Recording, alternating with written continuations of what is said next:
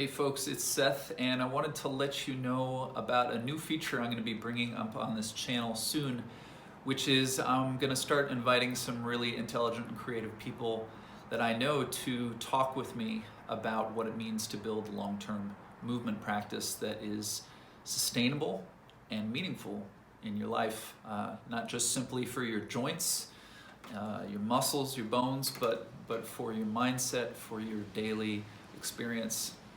One thing I would love to know is what are your questions, because I'm going to be talking to a lot of interesting people that I think you're going to enjoy getting to know. I'll share with you right now just a few of my own thoughts on movement practice.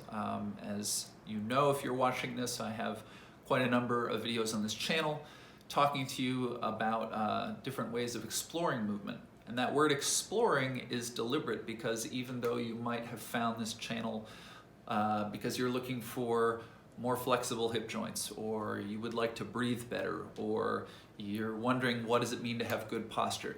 These are all good questions and good ways in, but when you find out what's really going on in your hips, it's not separate from your emotional life, it's not separate from your relationships, your daily routines. So we can learn a thing or two about the action of the muscles and the joints, and we want to put that in our mental imagery that we take with us as we move. But I always talk about the value of exploring movement, because rather than being narrowed down to one thing that we call correct because we think it's correct movement, some person, some expert told us this is the correct way to move, and since that time we've been trying to duplicate it. Even if that person was pointing us down the right path, the fact is the only way to know what's really right or correct or healthy for you is to feel what's comfortable for you, and is to discover that by trying a range of things. Now, we don't want to injure ourselves, we want to be safe, but there are many ways that you can explore all the possible combinations of how you might do a movement if you're not sure how you should do it, quote unquote. Well, the only should becomes what feels nice to you. Because if every movement you make feels nice, you know you're moving better. So where should I place my knee in relation to my heel as I walk? Maybe I don't know, or maybe I've heard it should be right over the middle. Okay, but neither of those things is knowledge yet, until I experiment with walking, placing my knee right over my heel, just a little inside, just a little outside. Now, if I am worried that one of these positions of my knee over my heel is going to do me harm, well, am I going to put a lot of weight on it quickly? No. But I can put it just about anywhere I like if I'm willing to go slowly and listen deeply to the sensations. What's going on in my knee as I step, or in my hip, because what I'm doing with my knee, it actually has something to do with everything else. As I step on my foot and I place the knee right over the heel, what do I feel in the right side of my neck? And then what do I feel changes in the right side of my neck if the knee goes a little in or the knee goes a little out, right? So these are ways that we can approach any movement question and develop a way of working with ourselves that respects ourselves and our safety and isn't trying to put us on someone else's kind of tempo for where we should be right now.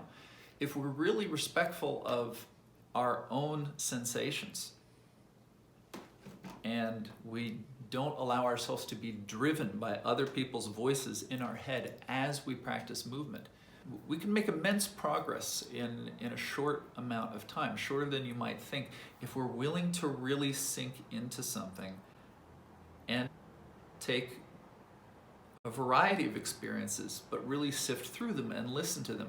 And that alone will already take you closer to the efficient movement. It's not so much that if I put my knee all of those places, and I'm not going to make a checklist in a notebook so I remember what each part of me did in response, which one felt a little better, the best. I'm not going to do that. But if I give my nervous system the time to really feel the one position of the knee and then the other, and then I give my nervous system time to process. In other words, if I'm resting sufficiently as I practice my movement. Rest is part of your movement practice. If you leave out the rests, then you cram in basically a lot of effort into a little time, which is generally at the heart of most of your problems. Because anything that you're doing and you're not doing efficiently, it means you're using more effort than you need to. And so you might be doing something that you think you're doing very well, but you're doing it with about 5 times the force that you need to. Maybe you're not going to notice that for 20 years, but then you will.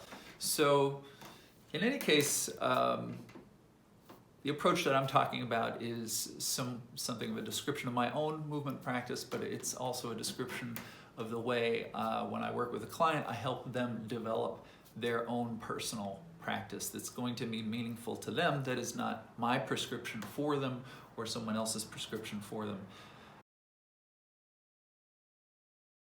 What do you think of when you think of a movement practice that can be meaningful and sustainable? In other words, it's something you can fit into your life right now, as busy as you may be. But it's not just, oh yeah, I take that class every week. There's a million classes you could take, right, of a million kinds. But how do you put together the pieces of the puzzle into a program that is tailored to your life and allows you to make the kind of progress you want to make on your goals? Not only your so-called movement goals, but your life goals, your purpose. So I'd love to know what you think about that. And as I mentioned before, I'm going to be asking some other folks who I think have some great things to say, what they think about that. And I'm looking forward to sharing those conversations with you soon. So again, leave a comment if you've got something you want to hear discussed in a conversation like that. And also, I'd love to hear what you have to say about your own movement practice and how you've built it, how you put it together. Okay, everyone, hope you enjoyed the video. I'd love to hear from you, and if you want to stay in touch, please subscribe to the channel, like the video, tell other folks who you think would enjoy this kind of thing, and tell them to subscribe, come around, and what I'm hoping is we can build kind of community here of people who are serious about going deep in their movement practice. And one more thing, if you'd like one of my best free trainings right now, head on over to movewithseth.com and you'll find it there waiting for you. See you next time.